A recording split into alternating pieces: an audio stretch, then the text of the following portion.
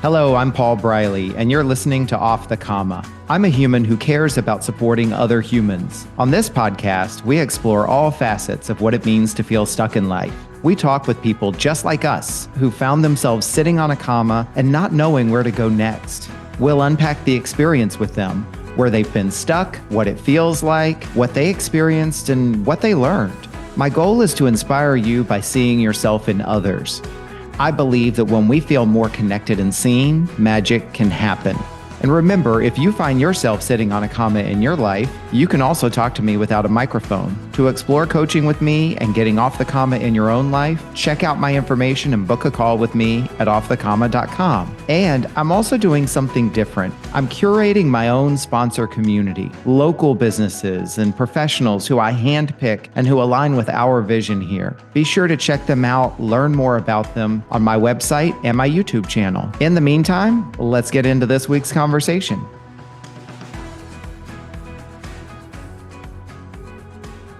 And we're back with another episode of Off the Comma, and we are rolling. We are well underway in our second year, and many episodes yet to come. A lot of exciting people that are already lined up, and then I'm already in the recording process. Anyway, this week is no exception. I'm very excited because you all are going to see me talking to a lot of new folks over the coming weeks and months.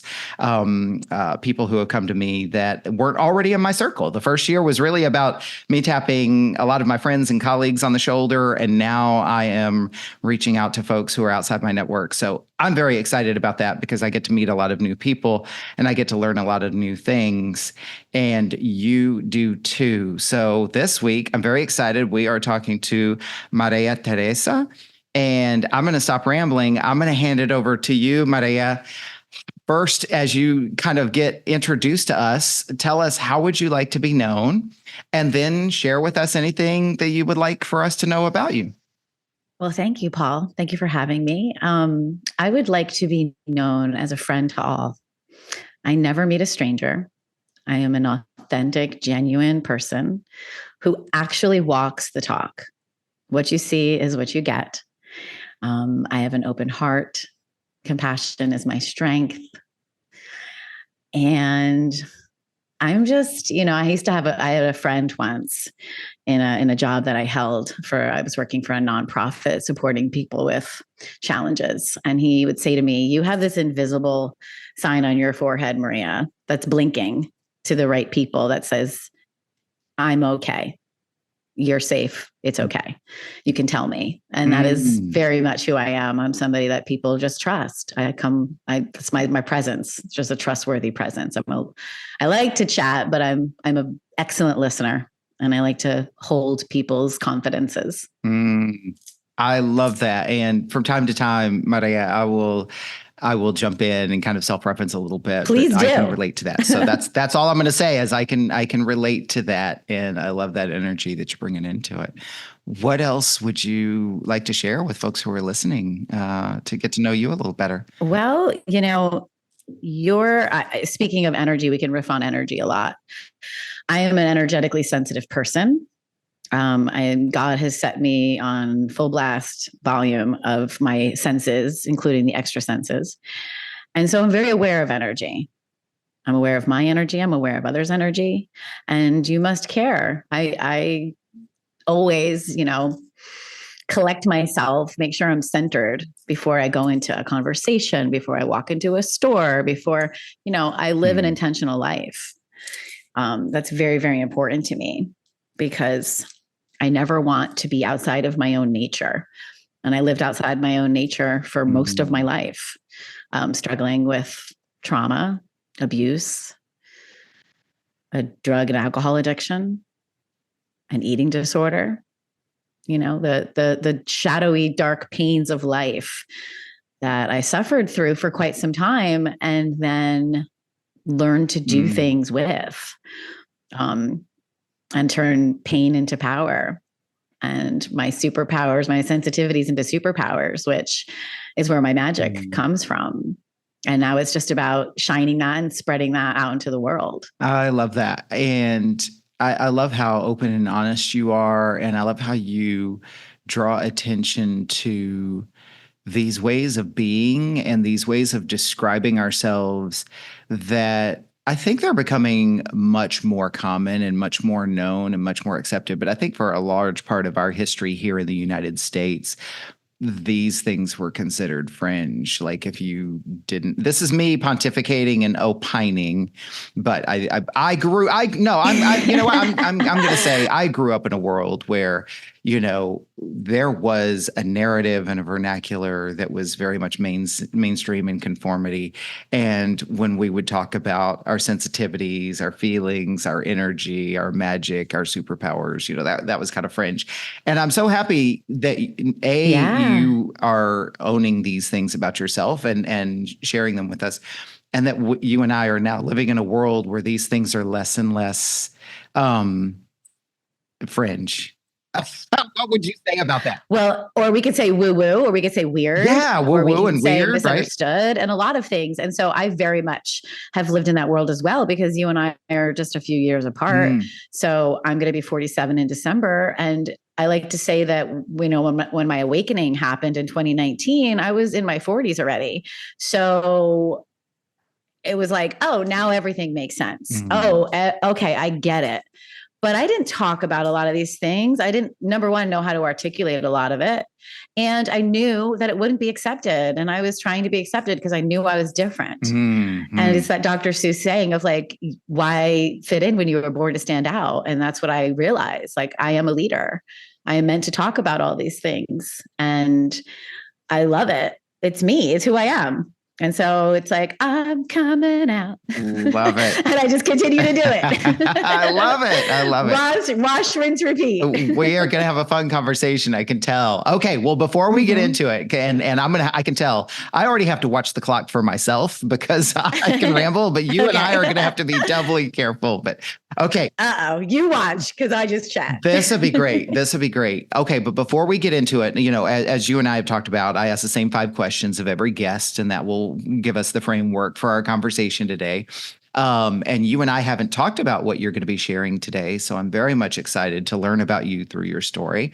But before we get into the 5 questions, something I do with every guest is, as you think ahead to the next, let's say 40 minutes of our conversation, what intention do you have for yourself in sharing this story? For me to shine. I feel like you are allowing me your platform, and I am the star. And so I am meant to shine through the things that have been quite, you know, my adversity, you know, the struggles. Okay. I don't believe in suffering. I believe that like that's a part, but then we move on and we make something with our lives. How would you define, you don't have to get into a lot of detail because you'll probably share it in your story, but how would you define shine in this context? Like, how will you know you have shined by the end of our conversation? Just by being me. I have a lot of mantras as a writer, and one of them is my being is freeing. Being me, I am free. That's it. Right. It's pretty simple. Okay. All right. My intention is to support you in your intention. And the way I will do that is to create space for you to tell your story. And my intention is that in you sharing your story with folks out here, that there will be people who hear your story and say, that sounds like me. She understands me. I too have been going through this. And that people will feel a little bit more connected, a little less alone, and in the best of cases, a little inspired and empowered to maybe go out and do something that they've secretly been harboring or holding on to. And that it just creates a ripple effect with folks who hear your story. That's the intention of all humans. That's our role as human beings in humanity, is to just ripple through the rest of the collective by being who we are. Love it. All right, Maria Teresa, let's get into the first question. Where in your life have you found yourself sitting on a comma? That's why when I was going through, you know, the podcasts and I saw this, what stuck out to me immediately was the comma, because I have a semicolon on my middle finger because I attempted suicide in 2011. And that was where I got stuck. and really was looking for an escape and out. I had no hope. Felt totally worthless. And I was drowning in addiction. I was in a relationship with a man that I believed was going to take my life. And it was incredibly, incredibly dark. There was no light. And I took a bottle of pills and chased it with some alcohol and woke up in a hospital.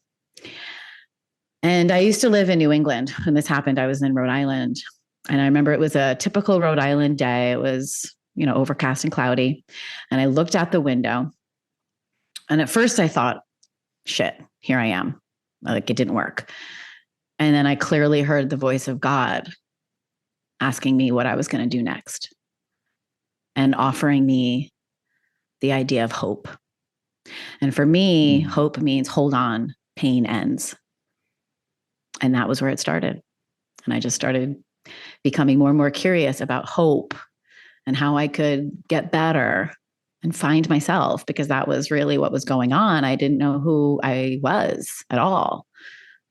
And I just wanted to give up. I just want to acknowledge you, first of all, for what you went through. And I certainly can't comment on what that was like for you, but I would like to acknowledge you for it, acknowledge you for sharing that with us. And if I may ask a little bit more about that experience, and we'll expand on it eventually with the second question, but I want to kind of stay with you in this moment. You described a lot of things that were going on for you in that moment. What else would you share or say about that point where you're there and you're about to take this action? What would be that point in my life, Paul? I was going through a divorce. I had married my soulmate, the love of my life. We had two beautiful boys. We still have these boys. And I felt like I was losing my mind. I'd said in the hospital many times that it felt like somebody took a 1,000,000-piece puzzle and just dropped it on the ground. And so I was in the middle of this divorce that I prompted, that I wanted to pull away from, that wasn't serving me. I was, a stay-at-home mom, and it was not acceptable in society, and, and to a certain degree, it's still not, to walk away from your children. I gave my ex-husband, we have joint custody, but he had primary placement. And so I had no identity at that point.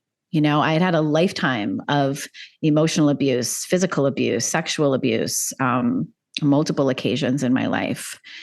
I mentioned the addiction. So there was just so much that I was just discombobulated and completely removed from myself, which is an incredibly scary space to be in. And that was my bottom. That's what I needed. I'm now like super grateful, which is why I got that tattoo on my middle finger, and under it is a diamond. I got both of these things just about 5 or 6 years apart, and they wrap into my practice as a shaman.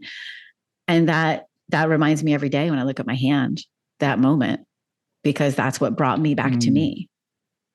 So yeah, there was a lot of like misidea. Like, I just didn't know who I was anymore. And I didn't like who I was. I absolutely loathed who I was, what I was doing. And I was living, like I say, I've written about this.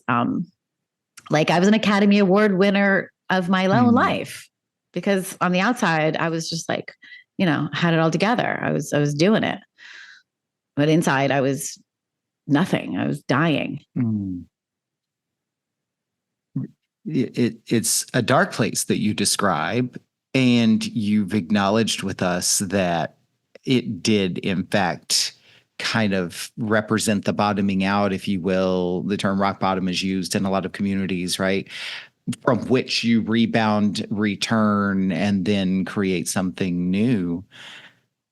I guess what I'm kind of curious about, and I'm trying to figure out how to formulate the question or to ask the question, is, what was it? I'm curious for me, and I think within these stories, I like to dig just a touch deeper to kind of make it even more personal for folks who are listening. What was it? You said, I hated who I was. There was the self-loathing. What was that? Or what can you say about that at this point now in reflection? I believe that I was trying to create the happily ever after, the story that we're all fed, and I have always known that I was different and weird and a black sheep and an artist and somebody who just couldn't do, in my mind, anything successfully as like this is, as we're fed as a society. Like I didn't finish college, I got married young, I had my children, I was a stay-at-home mom. And that just felt like it wasn't enough for me. I got to the point where like, what is this? What am I doing? Who am I? I was operating in like a robot mode, which I just became more and more dissociated and distracted from my own self, from my own soul. And that's what I believe was going on. It was a complete soul sickness. Just spiraling more and more out of alignment and into dysfunction.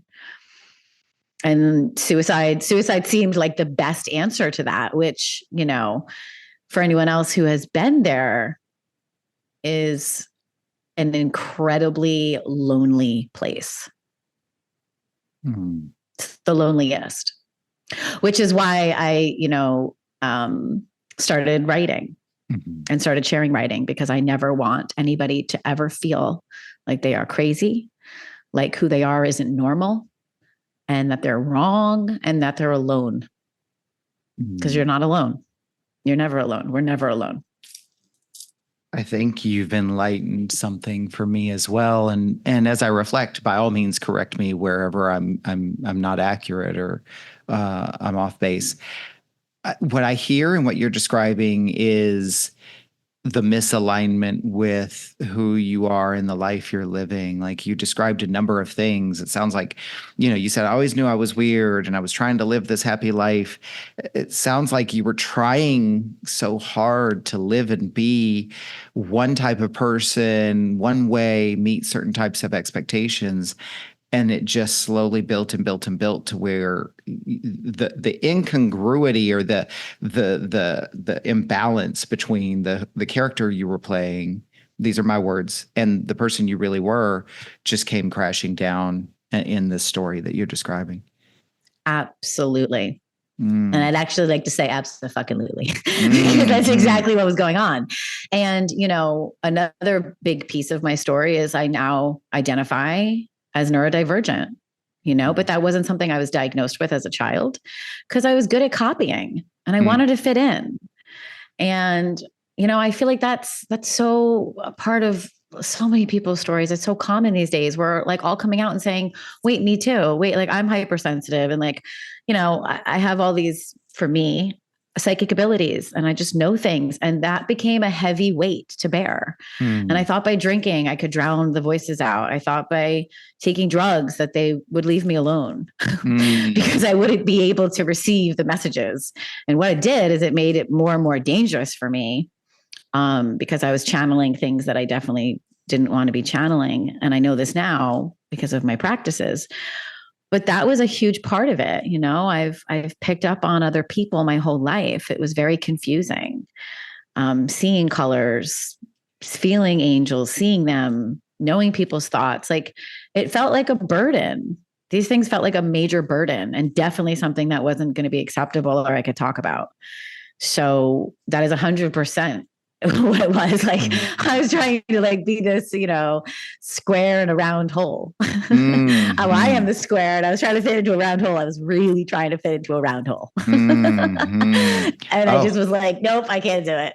It sounds like it's even more complex than that. I mean, I know that's a metaphor, analogy, simile, whatever the term is that we all use, but it's like, a square peg trying to fit into, a 42 pointed, like asymmetrical, like it just doesn't, into an electrical socket. I'm not very good with math either, Paul. So that was always actually to just like kind of touch on a part of my life where I started to really know I was different, was like very young in school. Math and numbers were like, what? Are we speaking English anymore? Like and then it just speaks to my roots as a writer, because that's what I am. I just am a writer, and I'm very like books were my best friends, but numbers and math made me feel stupid. And I was in this remedial class with like, and I was the only girl. I was always the only girl. And it was like, what's wrong with me? Because nobody would talk about these things. And like, I maintained good enough grades. So I just like, and I loved school. But I was like, something's not right here. Well, and it's interesting, if I may, because I hear this story quite a bit, and it really, I appreciate hearing these stories just myself personally, because it describes, it's like there's conformity, right? And we opened this whole conversation with talking about, the generation that we grew up in. And it's not to say that, if you're in a room with 10 other people who like math, that they all need to stop liking math, right?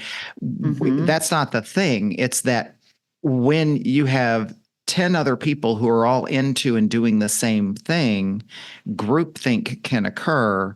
And then their ability to understand and appreciate your experience, how you're describing your experience, or what you're trying to explain to them, that can be hampered when we're in a groupthink type of situation, which is what conformity is. And I'm very much hearing you describe, this element of, if we look at it objectively, and if we take everybody's opinions out of the story, with some kind of magic eraser, you were living one experience, other people were living a different experience, but they all had the same story. I'm generalizing. They all had the same story and you didn't, and they just couldn't understand your story. And they perhaps didn't have any interest in understanding your story. Very, very much so. I think also like what you're touching on is, as a shaman, what we believe, like, you come into this world free, sovereign, wild, and then society trains you and forces you to conform, and there's rules. And yes, to a certain degree, like certain of these things are needed to run a society but there's so much of it that is detrimental. And I am a free spirit. I was born a free spirit. I came in remembering, we can even go deeper with this, like a lot of my past lives. I know this now, doing certain things that were like, my family would laugh at. Because I was picking up and pulling in on like what I was and what I remembered. And it just was like, no, don't do that. Stop doing that. It seems like we're heading to a place where people can be who they are, and we can agree, with our social contracts that we need certain things in order to keep the society running, but that doesn't have to exclude the other beliefs, ways of being, viewpoints, and so forth. And, I think about some of the things that have happened in this country where, and I'm not taking a side here, it's an observation where people have said, oh, we don't trust the scientists. We don't do this. We don't do that. And I'm like, you don't necessarily have to agree with the scientists, but we still need the scientists, right? And I'm grateful for what the scientists do, and that there's people who enjoy science, because I sure don't, right? So back to you and your story. And there's so many things that are just, so I feel like somebody like me is proof of believing in the invisible. I live a faith-driven, faith-based, non-religious, spiritual existence. I am a multidimensional being in this human form. And so a lot of things cannot be quantified, cannot be, proven, except for my own life, my life story, how I've been able to transform and change and come into my own and myself. And that is by being who I am and my belief system. So like, I agree with you. There's no sides. I don't live anymore in the judgment and the right and the left and the right and wrong. And it all just simply is. And so let's just accept from that. I mean, that's like, because it butts up against polarity, and like, it butts up against people's like, well, what if, and how come? And we'll keep going, be curious. That's my answer. Like, well, there's more. There's always more to that. It's not just like one, like simple little stay here and you'll be safe. I think that's like a lot of what it is too. It's like, I feel really safe in this little box. And like, to me, that's just ego. Soul is gritty and wants to test and wants to go in a different direction a lot of times. And I feel like that's what keeps people small and stuck. Mhm. And life will bring us the opportunity to learn just how much more we can learn, right? Absolutely, yeah. Maria, you already shared with us. I'm going to transition into our second question. You already shared with us that sitting on this comma, this whole period leading up to the event of that fateful night where you made a different decision, but you said I was already dealing with addiction to alcohol, to drugs, and you had alluded to other things. So the second question is, what did sitting on this comma create for you? I feel like you've already started answering that. What else would you add? It created an opportunity because I found myself, and like, it's funny because you said the night. This was a morning. This actually happened. My apologies. Yes. No. You wouldn't, I think maybe people, just assume like nighttime. No, this was like the morning. I was about to go teach a dance class and I got into this like horrible, stupid argument with this man and said, okay, that's it. I've had it. And it was an opportunity because I landed in a, most people don't use the words beautiful and welcoming mental hospital, but I did.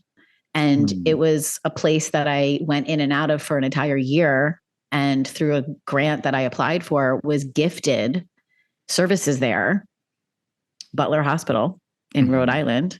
And that was an opportunity to heal, to grow, to learn, to go through behavioral modifications, to go in, do inpatient and do outpatient programs.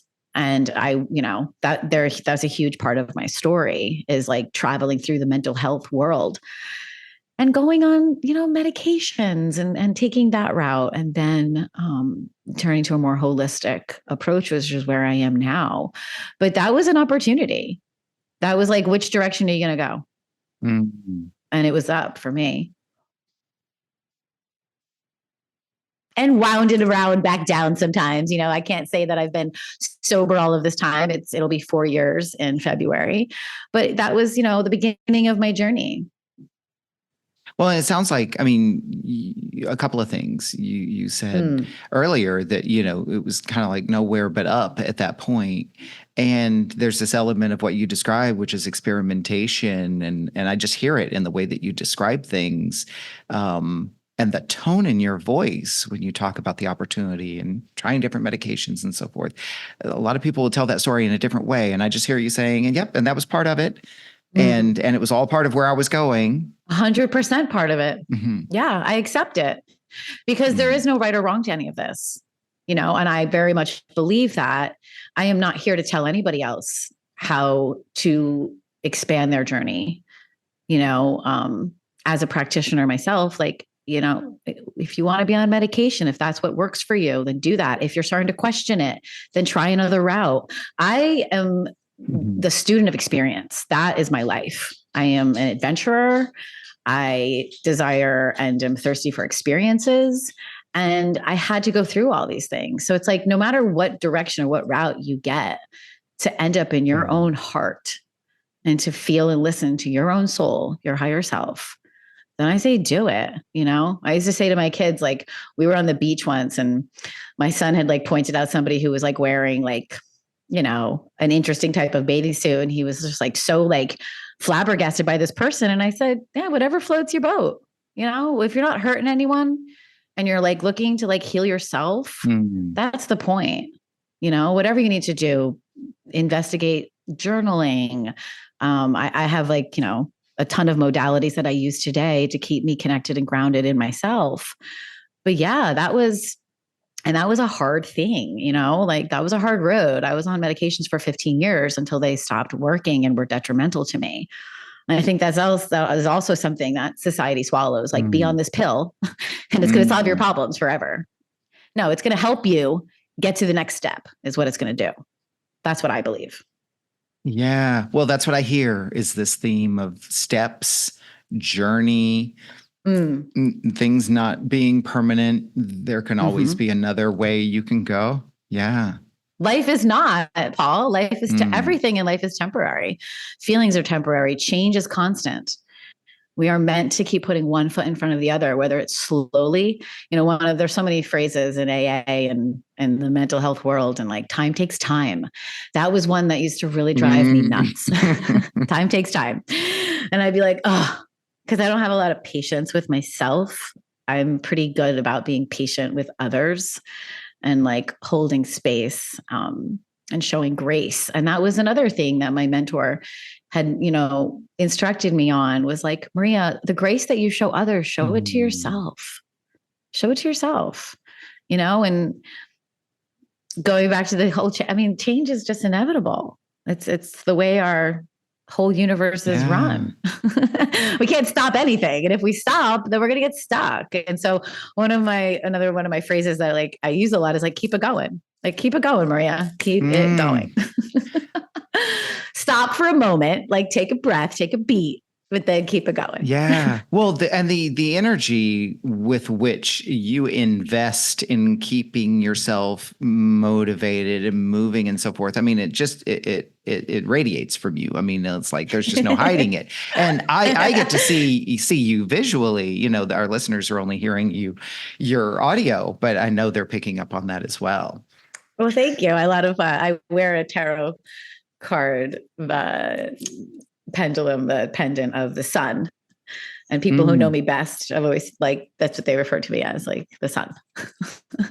And I live in Florida. And so it's like very bright and sunny here most of the time. And like, that's just who I am. I'm an optimistic, positive, upbeat person. Well, let's actually explore that a little bit more too. That's perfect, because the third question is, as you look back at the comma that you were sitting on, Maria, what have you learned about yourself? I am a multidimensional being. I am not just one thing. I'm not just like, no label defines me. I'm everything. I'm everything. And I let myself be everything. And I'm complex, and I'm also simple. Simple things, like little things, make me super happy. Little simple joys in life. I'm an incredibly grateful person. I live my life in a lot of gratitude because I know what it's like to lose everything. Even currently, like I'm estranged from one of my sons. I've been estranged from him for 8 years, but I have hope and I have faith. And those are the things that drive me and guide me.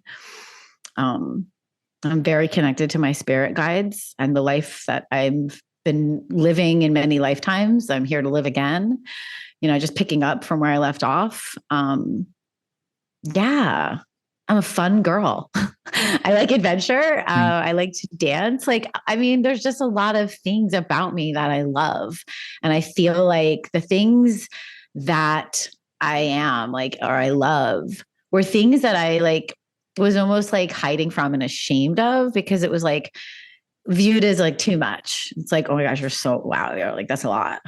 So it was like, I was trying to like tone it down for others. Like, okay, let me try to like just tone it down for you so you can accept me and like, I'm okay. And now it's like, if you're not enjoying me, then put your sunglasses on or walk away or keep scrolling. Cause like, that's just, I'm not here for everybody. And we talked about this before, Paul, like, as a healer, like I'm not for everyone, but I'm for the right person. We're all meant for somebody. And that's okay. I've said to my kids, you don't have to like everything in life. That's like impossible. We're not going to like everything, but we need to love. We need to learn to love everything and everyone to some degree. And that's dialectical behavior. And so that was a huge turning point for me, was going through dialectical behavior, DBT, 3 different times. It was one of my tools, learning just behavioral modification. And that's like, learning to like and dislike something at the same time, because that's life. Radical acceptance. That is radical acceptance. And that was another thing that was super challenging for me. The, opposite action. So this is a book by Marsha Linehan, and she created DBT. And it was super helpful for me because, I was raised, by a mom who's borderline. And so there was a lot of those tendencies and traits, and things were very confusing. You never knew what you were going to get in my home. So that really helped me to just tune in and tap in, and just learning radical acceptance. You know, we don't have, the only thing we can control is ourself. What, like the energy I bring into a space, what comes out of my mouth. And going back to like, you know, behaving within my own nature. Sure, we get triggered. You know, triggers are important little breadcrumbs along the way. They're not to be avoided. They're not negative. They're positive. They're very positive because they help you to learn more about yourself and what in the other person is really like eating at me and like triggering me to want to behave in a way that is opposite of who I am. These are the things I sit with a lot. I've had a long, you know, I've been on this journey since 2011, but even prior to that, I've been in therapy my whole life for a lot of different reasons, you know, the reasons that I covered, going through just trauma and dysfunction. But I'm a student of all these things, and I've learned a lot about myself and how I operate and what feels good for me and what makes me uncomfortable. And I've learned to say no. You know, coming from a people pleaser, somebody who suffered with OCD, I was stuck in my home when I was like, you know, a new mom with all these routines that I felt I had to do, just like an incredible amount of anxiety. And I've learned a way through it. I've learned a way out of it. And it was really through my own soul. That's it. Simple, but you know, I have to acknowledge you because you really leaned into this. But one of the first things I was picking up on earlier was this element of being unapologetic, and then you just flat out described it in such eloquent terms. And I also, how do I say this? Like, when you describe all the things that you've learned and the work that you've done in therapy and different types of therapies and so forth, what I'm noticing about you is it seems as though you've taken what you've learned and put it into practice, because I see it manifest in how you show up. I see it manifest in how you describe things, because, and you tell me if I'm wrong here, but no, you're right. I don't hear you very intentional. Yeah. Well, let me add this thought. I don't hear you repeating things because that's what you learned and now you're just parroting. I have a tendency to do that sometimes. Like I'll be like, oh, I learned this, and let me just kind of like hand it off like a baton. I'm hearing repeat and share things as you have processed them and as you have applied them. That's what I'm noticing about the conversation, and noticing about this huge leap from your, let's just call it your lowest point to where you are now. And I don't hear, I don't know what the right word is, but I don't hear you just talking for the sake of talking. I mean, you're I actually really like, this is very, you know, this is why I love people. I'm such a people person, and I love conversations, because that is a huge, like something I celebrate, is I've taken what I've learned and I've like it's impacted my life, and it's changed my life, and it continues to change my life, and I continue practicing them. You know, there's many tools in my tool belt, besides like which I would call like the mainstream, like, you know, talk therapy. I left that years ago. Meditation, yoga, dancing, breath work. That's a huge part of my life. My breath, the air I breathe, the water I drink. I live a very clean life now. I don't even drink coffee. And I was a coffee addict, and I was also a 2-pack-a-day smoker. So like, yeah, these things have all seriously and profoundly impacted me. Eating, you know, I'm mostly plant-based. I do eat some fish, but these are not things that I try to do. They just are who I am. Because that's what happens. You allow yourself to change, and things feel good, and you just keep doing that. Like, why would I not? I don't even have like the desire, because I love myself. So why would I want to hurt myself anymore? I was really hurting myself. I was like making life like so complicated and painful for me. Yeah. And that's another thing too. Like, you know, growing up, like it's acceptable to drink and it's okay. And it's like, there are some of us, and I encouraged 100%. And like, I am not that way. I am like, I don't have a stop point. So that was incredibly dangerous for me to, you know, and I applaud people. Like, if you could have one drink, good for you, but that's not me. Yeah. I don't do anything halfway. I do everything all the way. And like, I just want to support you in that, because I too, like, in fact, tomorrow is my 3-year soberversary, actually. Congratulations. We're like thank you. We're in the same vibe. It was 21 right? for me. Yeah. Oh, for sure. February 21. Yeah. Nice. And we definitely have rapport in that element. But it's like, awesome. I realized when I decided to quit, I refer to it as ending my relationship with alcohol, 25-year relationship. But I've always been very clear. This is relevant to what you've been sharing. And I think it's relevant to something that we can kind of just put on the table for anybody else who's in that boat, right? I drank for the drug effect. People are like, oh, I just drink this because I like the taste of it and I can just have one. I'm like, why the fuck would you do that? Like, this is what turns off my brain at 6 o'clock and for the rest of the night. But to your point, you said like, I couldn't turn it off. My whole thing is I didn't want to turn it off, and I was only there for one reason. And if I was not going to be seeking the buzz, then I just wouldn't drink at all. Anyway, I too ended my relationship. But I think what I'm hearing you say, and I think it's important for other people to hear, is just because I quit drinking doesn't mean that everybody else has to. You know, anybody who's interested in it and anybody who's curious, that I'm absolutely there to support them. But again, this comes back to what you were sharing earlier about acceptance. Maybe I made this my own agenda point, and we're going to go to the next question here. But this element of, you can be who you are, you can go your own way, and you can accept that other people can do their own thing. Yeah. But there's also this element of, give me the same respect. That's what it is. You know, in my current partnership, we just have such a deep level of respect and admiration for one another. And we are incredibly different. And it bugs people around me. Like, you know, it's like, wow, well, how come this and how come that? And it's like, you know what? How about we all just accept one another for who we are, and the magic, which is what I call our unique gifts.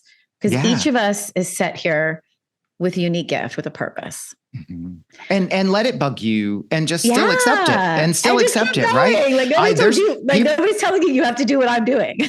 People wear certain types of clothes that bug me, and then I remind myself, I'm not perfect. I'm not a saint. I'm not like, oh, I think everybody's clothes are beautiful. I'm just making this shit up, right? But like, I'll judge. I'll get into a judgy mode in my head. And it's like, I hate what they're wearing. And then I'm like, it's none of my fucking business. Like, they can wear whatever they want, right? Oh my gosh. Stay in your own lane, Paul. Like, well, and that's another thing too. And it goes back to, like, you know, so there's a lot of principles, like universal spiritual laws. And like, if I'm judging someone else, I'm judging myself. If I'm pointing a finger at you, I'm pointing them back at me. If I'm like, you know, trying to pick apart something, what about me? Does that say? Because that's what it is, right? Oof. And just acceptance is so huge. It's so huge. And I think, like, you know, the journey for me, I was trying so hard to have others accept me for who I am. And now that I am who I am and living like that, like openly and proudly and freely, I accept everyone.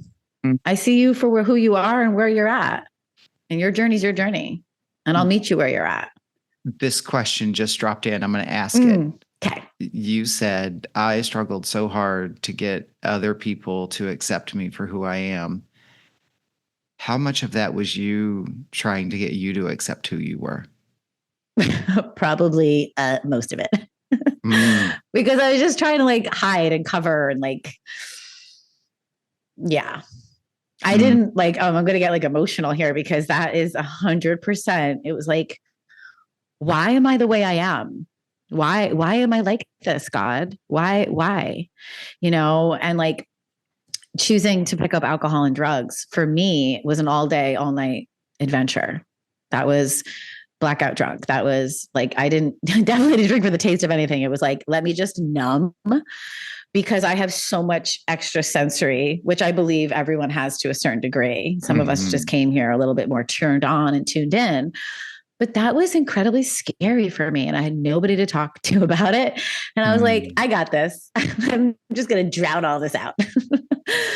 So it was like everything I was picking up on, which I also feel is, you know, leading us into like speaking about the Great Awakening and everything that's going on this planet. We are, Well, you know, yeah, we are, this is humanity changing. let's actually open that door, possibly. Okay. Let's go to the fourth question. I do Okay. want to keep us on track Yeah, as yeah, yeah. well, but I think this is going to give you that opportunity. So the fourth question is, what has changed for you as a result of sitting on that comma? I feel like you've shared a lot, but add to that. Absolutely everything.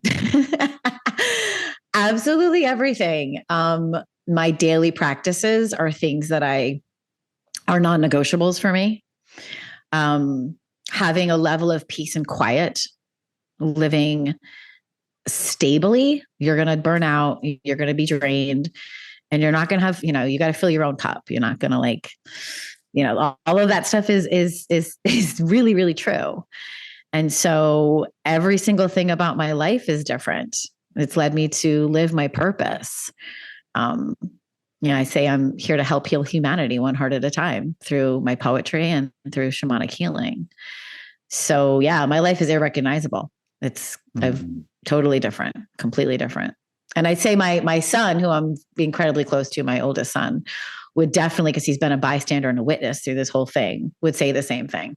Like my mom is completely different. I mean, she's still the same. Like obviously, like, you know, there's of course there's more of me that shines, all of me that shines through, but that woman is a distant memory.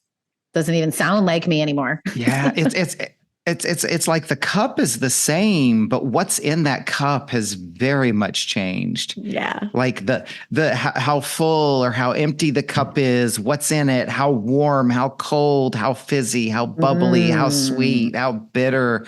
I don't know where that came from, but that just came to me. And it's like love it. you are still the cup, but what you contain and what you pour is very much fluid. Yeah. How's that for completing I the pour from my heart. I am a heart-centered being. Mm. You know, it's like specifically this year, I've been kind of coining myself as this rainbow unicorn for many years. I'm a hippie. You know, at the core of my being, I am a hippie. And this year I've transformed into a cosmic butterfly. And I'm just taking on like a lot of my cosmic galactic nature, which is a part of all of us, I believe, which is something else that's going to become normalized by people like me, because there's many of us. Okay. You have shared so much. I love it. I love it. I knew this was going to happen. And by knew this was going to happen, I knew that you and I were going to connect, and I knew I have jumped in more with you than I do many guests. And in a way that like you pull I want to share this story, or I want to talk about myself. Like you pull that out of me. And I'm usually doing it to other people. So well, that is really a huge, kind compliment. And that's what I feel we're doing as people here on the planet. Like, let's just have these types of conversations, right? We're more alike than different. Let's celebrate that. Let's celebrate it. And talk about it. Like, it's okay. Like, I think about the story you've shared, and I too, a lot of people that know me now wouldn't believe it, but how many years I spent in the shadow, keeping my mouth shut. And I feel like I'm still, for all my outgoingness, there's still parts of my mouth that I'm keeping very much shut. But I feel so much empathy for folks who are like, I'm in group settings a lot, you know, classes, workshops, seminars, things like that. And people are like, oh no, you know, and I respect them. Everybody has choice, right? And I don't have any judgment. But for anybody who's keeping their hand down or choosing not to speak, specifically because they don't feel like they'll be valued, then I have a lot of empathy for them. There was a person in a recent workshop that I taught who would raise their hand and ask questions. And then eventually others would kind of chuckle. And this person even acknowledged themselves for saying, oh, well, I probably asked too many questions. And oh, here I am with another question. And oh, I'm going to ask the difficult question. And, oh my God. and I finally had to acknowledge them and said, you play a very important role. everybody in this room may not like the question that you're asking, and we don't all have to agree to answer every one of them. But you asking the question is doing something that others aren't, and you're challenging us to have to address certain things. So I'm a disruptor and an awakener. That's part of my gift of, when I work with others, I'm helping awaken people's gifts, so they can be more of who they are. But like, I'm laughing too, because my partner's name is, which is also really why you jumped out at me, because his name is Paul. And he's always like, gosh, Maria, you have so many questions. He always asks a question. And I'm like, yeah. And I was that girl in school, like raising my hand. Wait, I don't get it. Or like, can we talk about this? Or like, how about that? I'm just a slew of questions, because I want to understand. And I feel like, yeah, like there's that also. I've had, people in my life, my brother-in-law, who I'm incredibly close to, my sister, I'm getting emotional again, my sister and my brother-in-law, I'm very, very close to them. And he had said to me like that I'm brave. And I just like, sometimes think I'm just like, I just don't take no for an answer. So I just keep going. And he's like, no, Maria, you're brave. Like, you put yourself out there. You're brave. Like, you want to investigate these things. Like, I'm quick to trust and to love before judgment. That's more of what I lean into is that. Yeah. And it takes a bravery to like raise your hand.